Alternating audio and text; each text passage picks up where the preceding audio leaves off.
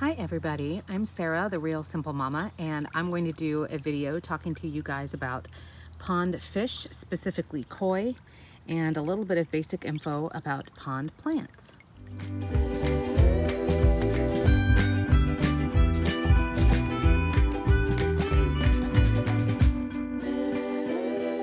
I'm going to speak to you really briefly just to give you a few disclaimers before we hop into the content of the video.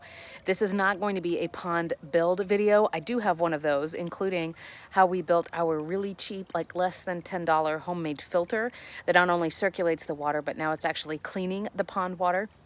But as a disclaimer, I am not a professional pond setter-upper. I am not a professional koi trainer. So this is all from years of me having fish tanks and taking care of animals, as well as the research and information that we have done in setting up this pond. And then as another disclaimer, sometimes in the different shots of these pond compilation videos, you might see our plants around in a different order, or the rocks are moved, or things like that. And that's just as we continue to play with the light here in different seasons. So don't worry about that if everything doesn't line up exactly right. So let's go. So I'll talk pond plants really briefly, and then we'll get into talking about the koi. Now, our koi are fairly new, so that's why I'm sitting over here, and they are, as you can see, we've built up, and there's my finger, sorry, we've built up like a little cave. Back, that red Tupperware lid, that is our filter, but our koi are all hiding in there, and then we have a Plecostomus, a little baby guy, in here somewhere. So I'm sitting here hoping that they'll get used to the sound of my voice and come out here in a minute, but we haven't had them for too long, so our fish are still kind of shy. But I wanted to show you the pond as I continue to speak. So really briefly on pond plants. Pond plants can be found in nurseries. You can even, to an extent, buy your pond plants online, and they will be packed and shipped to you in a way that theoretically they should be okay in transit. But a pond plant is a pond plant because it is a variation that has been grown so that its roots can stay in water. Now, we are still pretty new to the world of pond plants. Again, the cost of them initially was enough to make us go, whoa, whoa, okay. Obviously, we're not going to buy a lot of these guys all at once. So as we continue to learn more about pond plants, I'll tell you the couple of things that I've learned. First of all, what I thought was interesting as somebody who's really passionate about plants and gardening, as you can see, is that a lot of plants that you may be familiar with outside of the pond, they also have a variation for inside of the pond. A lot of them will be different kinds of bulbs, from canna lilies to day lilies and all different kinds of things like that. So that was kind of nice that you can have, you know, this variation of something that you like out in your yard, and now you can have a pond variation. The other thing that I didn't realize is that pond plants like to be in different depths of water. For example, we all know what a water lily is, right? That has the lily pad and it has the bloom that sits flat on top of the water. Well, what I didn't realize is that, you know, the lily pad is up here, but the stem goes actually quite down deep. So where these three pots are here, a water lily wouldn't be happy that height and that close to the surface of the water. So a lot of times, depending on what pond plants you want or what kind of look you're going for, you're going to have to build the structure of your pond in a way that, you know, you may have some that are close to the surface like these guys. I'll show you more about the pond plants here in a minute. But from left to right, we've got a rain lily. This is an umbrella palm is what it's called. And then the cool looking different colored guy on the right is called a chameleon plant. Those guys do like to be in fairly shallow water, but there might be some other pond plants that you like that only like to be in the water just a little tiny bit, and others where you actually may have the pot down on the bottom. So just kind of keep that in mind before you go crazy at the nursery and go buy a whole bunch of stuff, because you may have to literally redo the structure of your pond and the way your rocks and your stones and your levels are laid out. The last thing that I'll say about pond plants before we jump into the koi topic, the last thing I'll say about the pond plants is that pond plants, as they grow, because a lot of them are based on bulbs, the great thing about bulbs as a rule is that they will spread over time. They will grow more over time. So as a plant does really well, you can see my umbrella palm is getting close to it now, actually, that you can actually split them and make more plants for free. That's true of a lot of lilies and stuff, just as a rule, above ground too, right? Or in the ground as opposed to in a palm, or in the ground as opposed to in a pond, that you can split them as they do really, really well. And so you buying just one, you can end up with 3 or 4 after a couple of seasons. So now let's talk about koi and their environment and what koi are like. And hopefully my guys will come out here. We'll have to see.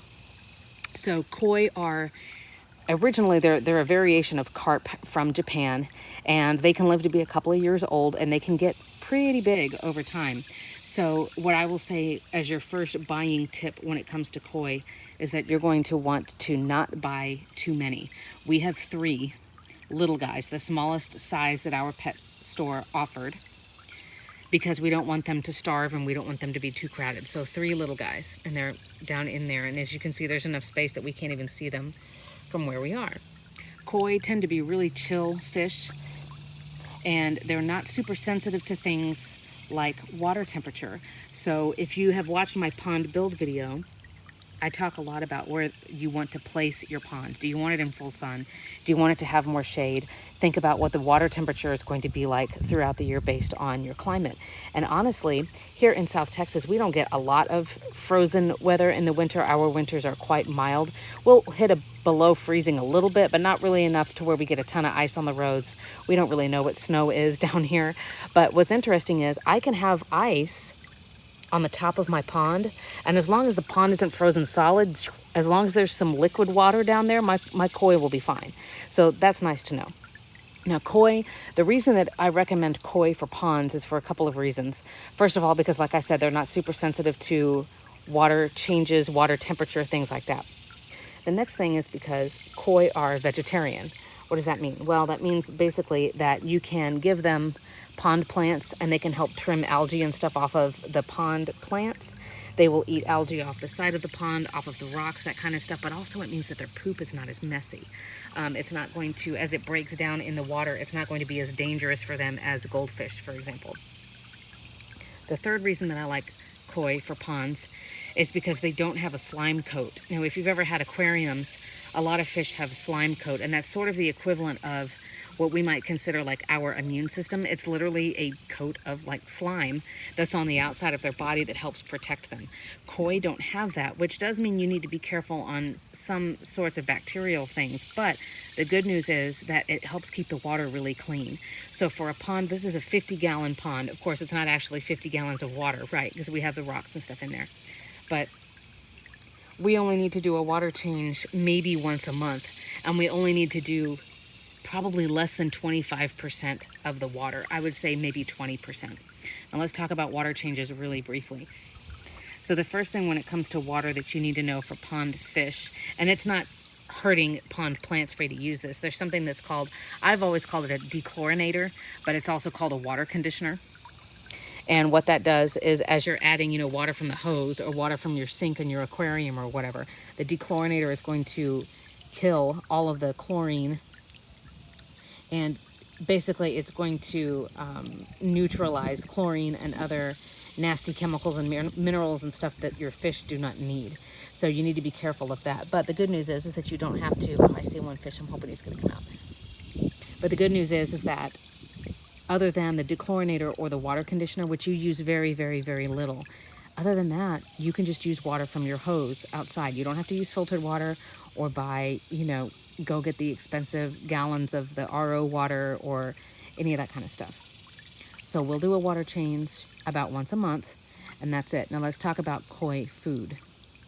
You can see there are a couple of tiny little pieces of food that are floating around, and I've left those in there so that you could see. There's one right there. It doesn't even look like koi food anymore. It's that white thing floating in the center of your shot.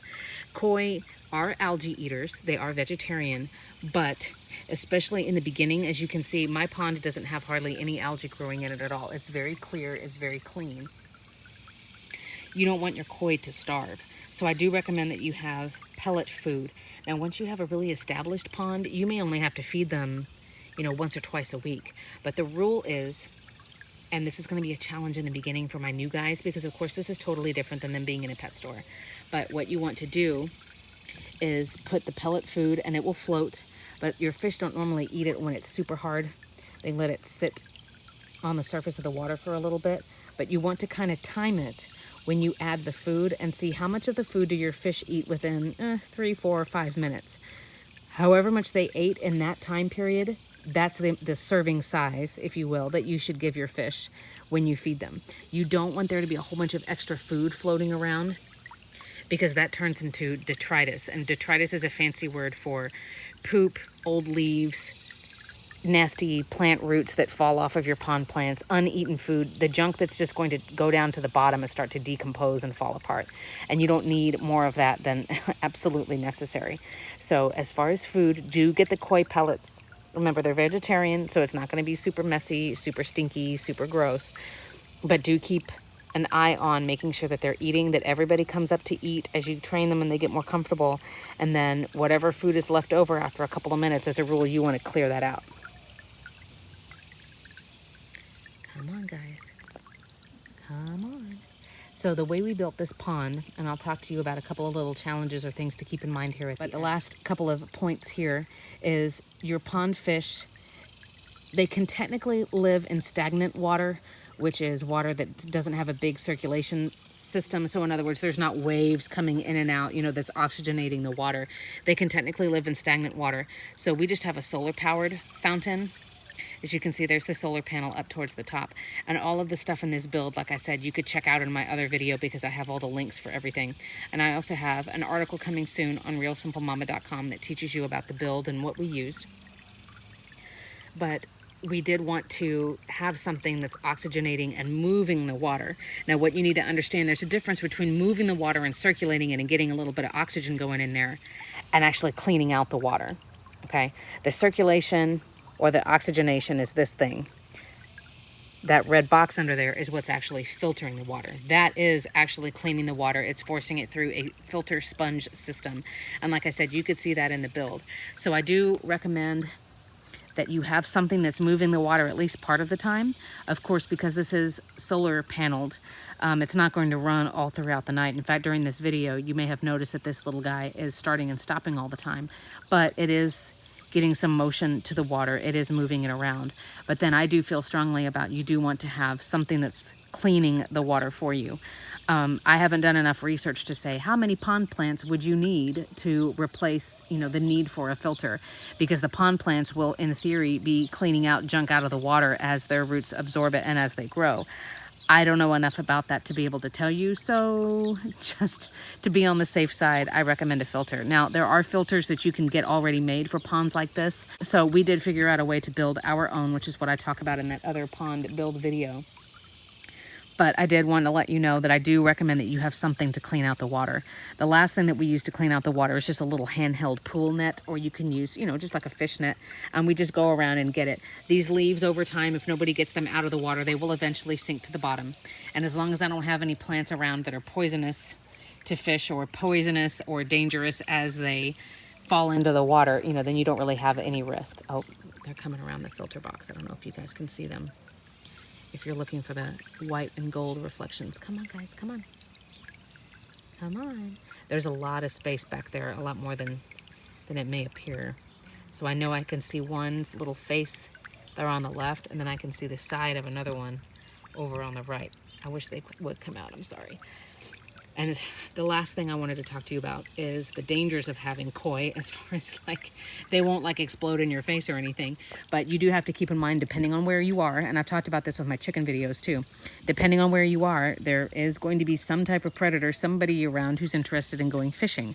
So I recommend a couple of things. If you're not sure what's around, or you're not really sure what to do, then I would suggest either borrowing or buying a nocturnal game cam. And what that does is it won't record constantly. It only records when it's motion activated, but then you can kind of get an idea over an 8-hour period, overnight, who's coming through your yard. And I know here for sure we have different birds of prey, nocturnal birds of prey, like an owl. I don't think an owl would come into the pond unless they were desperate, but it's possible. I know we have possums. I know we have raccoons. We have feral cats. That's 4 right there, just off the top of my head. So the things that we did to try to help is we first of all made sure that the fish could all fit into that little cave space. So there's enough room, as you can see, for all of them to be in there, and we can't see them at all.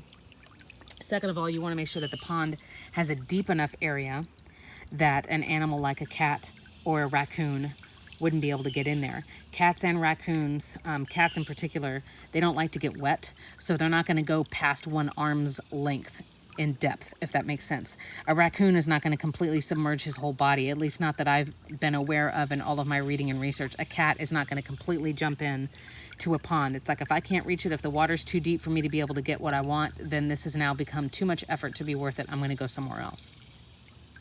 So make sure as you're designing your pond, you've got some cover for your guys, and you've got places for them to hide.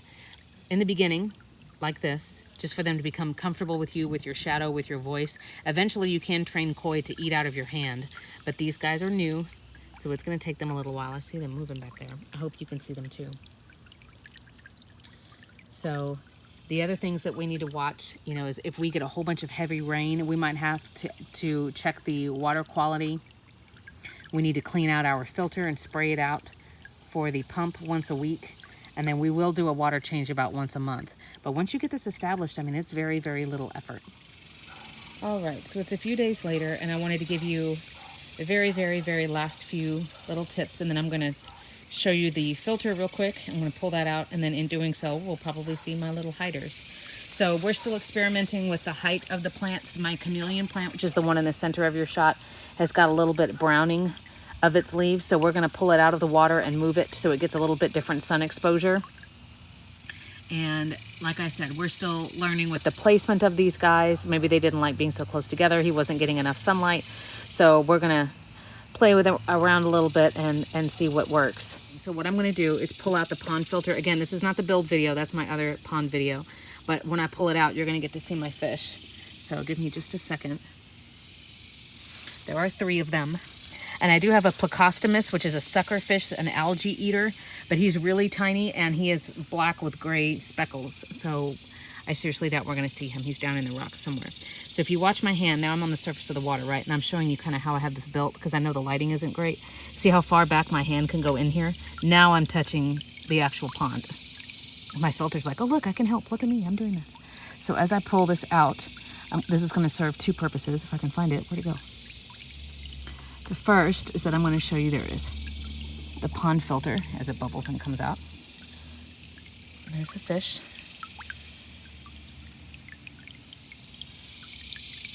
So this is the pond filter that we have. And you can see the article on Real Simple Mama on how to make your homemade pond filter. And then you can see that other article, but there's this guy that's buried way back in there. And then as I move, there's our fish. 1, 2, come on, number 3. There's number 3. Come on, come on, come on.